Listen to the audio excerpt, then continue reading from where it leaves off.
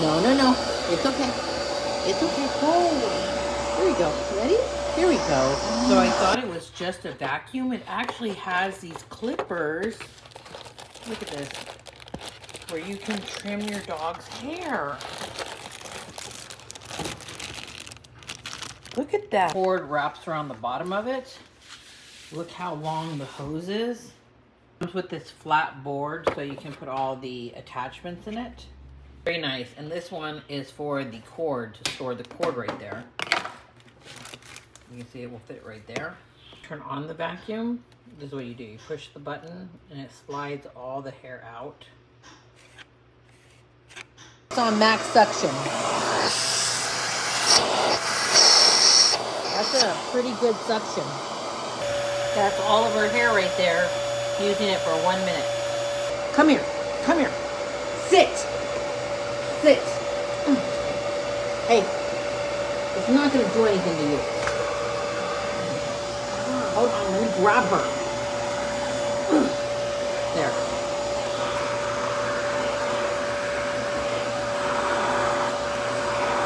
Not so hard. It's going to be very gentle.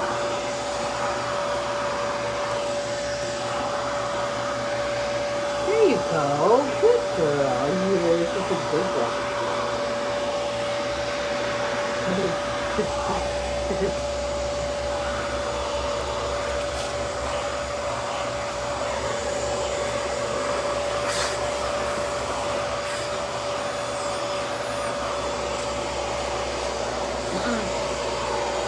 No, lay down. There you go. Good girl.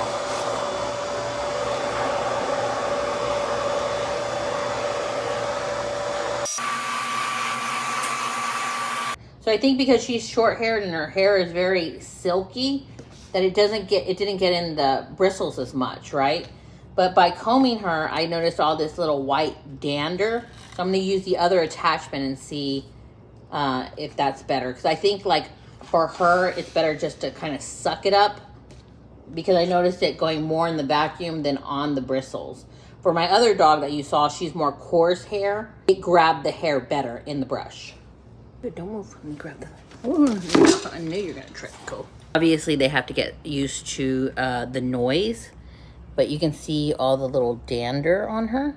So before even turning it on, I have this other attachment that has this comb. And just rubbing it on her very gently like this, I noticed that, look, her hair is actually getting attached in this one a lot better. If you can see it. And that dander seems to be coming off. But there's a lot of hair on there. I don't know if you can see it. I'm going to put it on the low setting. She doesn't like the noise. So this attachment worked so much better on her because her hair is so silky and straight. Let me show you. So you can see how silky and smooth. You don't have any white dander on that, and she likes this attachment better. It doesn't scare her as much. Just to be gentle, because you know that is metal right there. They're not sharp. They look sharp. They're not sharp. They're like flat at the tip, but this took off so much more hair for her, and then this one for my Chihuahua took off more hair using this attachment. I like it. I think I think you should try it on your dogs, even in a low setting. That's what I had to do on Noche right here. Noche. Noche, yeah. I had to do a low setting on her because the noise, it scared her too much. So I just kind of calmed her down and put her in my lap and then did it gentle, and she was fine. The louder settings do scare her. But I think this is an excellent machine. Let's look how much we got in the actual bin. So it's not on, but you can see how much we got of her hair. Mind you, that's only a few strokes and that much came off. Highly recommend this, especially that it's going to get hot and they're going to start shedding.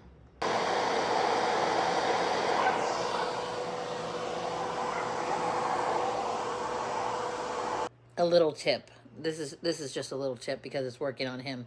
He actually doesn't like the noise and he's scared.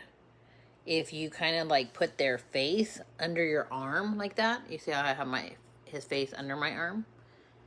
he feels like he's hiding and he's actually allowing me to use the vacuum on him. Right? Say hi. So, as soon as I turned it on, watch, or he'll hide his face. Let me turn it on. Watch. Put my arm down. And then he'll allow me to do it. He's not fighting me like the other one was.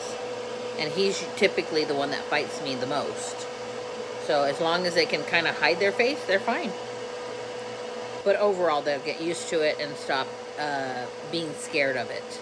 This is him afterwards. You can see he's a happy camper. He's not traumatized or anything. He was just shaking his tail.